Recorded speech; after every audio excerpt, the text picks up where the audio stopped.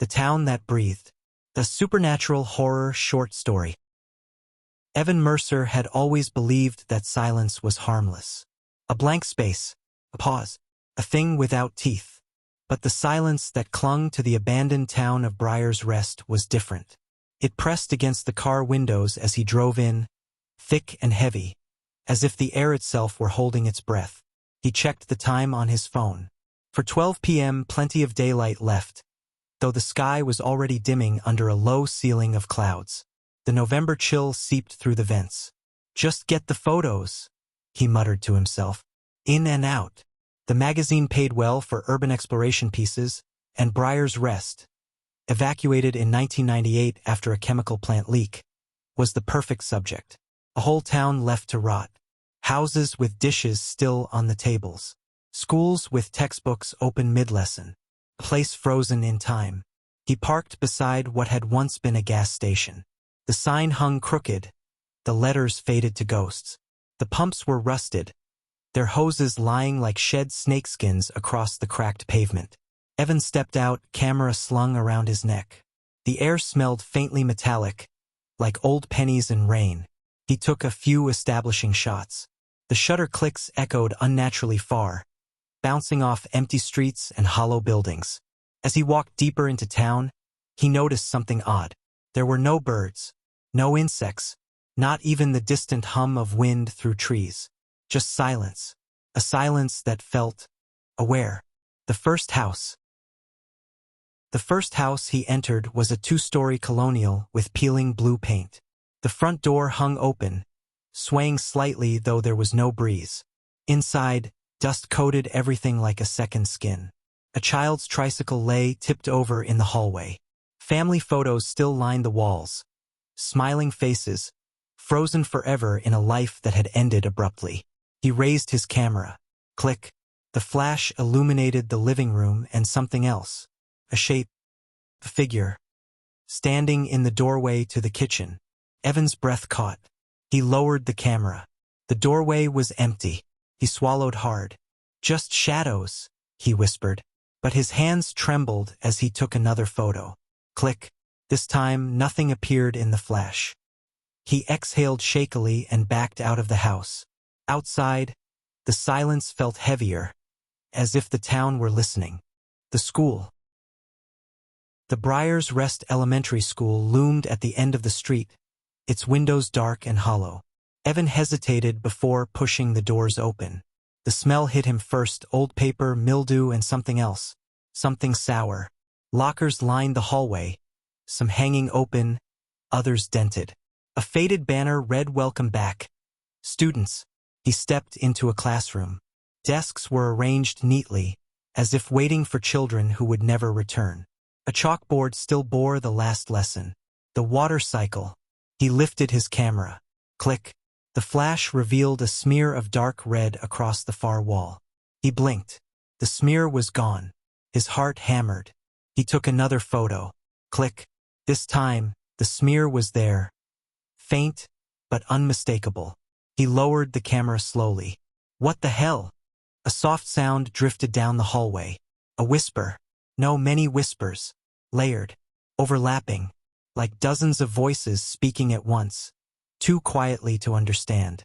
Evan froze. The whispers grew louder. Closer. He backed away, bumping into a desk. The whispers stopped instantly. The silence that followed was worse. He forced himself to move, walking quickly, too quickly, back into the hallway. Something scraped across the floor behind him. He didn't look back. He ran. The breathing town. Outside, he leaned against a lamppost, gasping. His breath fogged in the cold air. Then he noticed something.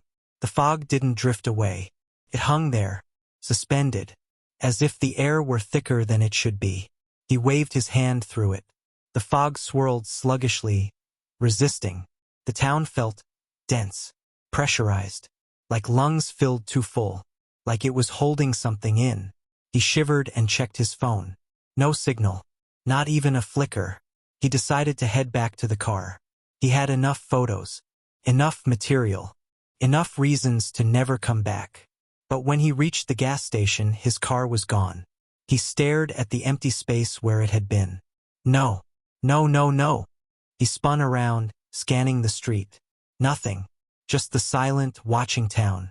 His pulse pounded in his ears. He forced himself to breathe. Okay. Maybe I parked somewhere else. He knew he hadn't, but denial was easier than the alternative. He walked back toward the center of town, hoping to find a payphone or a police station. Instead, he found the church. The church. The church doors were closed, but not locked. They creaked open with a long, low groan. Inside, the air was warmer. Too warm. Stifling. Candles burned on the altar. Fresh candles. Their flames steady and bright. Evan's stomach dropped. Someone was here. Hello? He called. His voice echoed strangely, as if the church were much larger on the inside than it appeared. He stepped forward. The pews were empty. The altar was draped in a white cloth, and behind it, carved into the wall, was a symbol. A circle. Inside it, a spiral. Inside the spiral, an eye. The carving was deep. The grooves darkened with something that looked disturbingly like dried blood. Evan lifted his camera. Click. The flash flickered. The candles went out. Darkness swallowed the room. He fumbled for his phone, turning on the flashlight. The beam illuminated the altar and the symbol, except now the eye was open, wide, staring at him. He stumbled back, tripping over a pew. The church groaned. No breathed. The walls expanded slightly, then contracted, as if the building itself were inhaling and exhaling. Evan scrambled to his feet and bolted for the door. It slammed shut before he reached it. He threw his shoulder against it. It didn't budge. Behind him, the whispers returned. Louder now. Clearer. Stay. He spun around. The pews were filled. Every seat occupied by figures. Pale, translucent. Their faces blurred like smudged paint. They all turned toward him in unison. Their mouths opened. And they screamed. The escape. Evan didn't remember how he got out. One moment he was in the church, drowning in that impossible scream. The next he was outside, stumbling across the street, gasping for air. His ears rang. His vision blurred. He didn't stop running until he reached the edge of town. But the road out was gone. Not blocked. Gone. The asphalt ended abruptly, replaced by dense forest. No sign of the highway. No sign of the world beyond Briar's Rest. He turned around. The town seemed closer than before, as if it had moved, as if it were following him. He backed away slowly. The trees behind him rustled. He spun around. A figure stood between the trunks. Tall, thin, its limbs too long, its head tilted at an unnatural angle. Its eyes glowed faintly in the dim light. Evan stumbled backward. The figure stepped forward. Another appeared beside it. Then another. And another. Dozens of them, emerging silently from the trees. He turned and ran back into town. The heart of Briar's Rest. He didn't know where he was going. The streets twisted in ways they hadn't before. Buildings shifted. Landmarks disappeared. The town was changing, rearranging itself, trapping him. He found himself in the town square. A fountain stood in the center, dry and cracked. Statues surrounded it. Figures with blank faces and outstretched hands. He collapsed beside the fountain, chest heaving. The ground vibrated beneath him, a low rhythmic pulse, like a heartbeat. He pressed his hand to the pavement. It was warm. The heartbeat grew louder, faster. The statues turned their heads toward him. Stone cracked as they stepped down from their pedestals. Evan scrambled to his feet. The statues advanced, their movements stiff but purposeful. He backed away until he hit something solid. A wall. No, a person. He turned. A woman stood behind him. Her skin was pale, her eyes hollow. Her clothes were from the 90s, faded jeans, a flannel shirt. She opened her mouth. Her voice was a whisper layered with dozens of others. You shouldn't have come. Evan shook his head. Please. I just want to leave. You can't leave, she said. Not now. Not after it's seen you. What is it? She looked up at the sky. The clouds were swirling, forming a spiral. The same spiral from the church. "The town," she whispered. "It's alive." The statues closed in. The woman stepped back. "I'm sorry." The ground split open beneath Evan's feet. He fell. The belly of the town.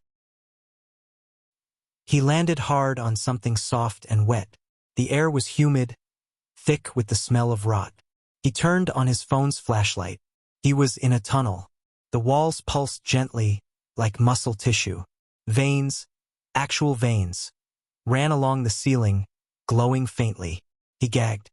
The tunnel contracted slightly, squeezing him. He crawled forward, desperate to find an exit. Behind him, something moved, a slithering sound. He crawled faster. The tunnel narrowed. The slithering grew louder.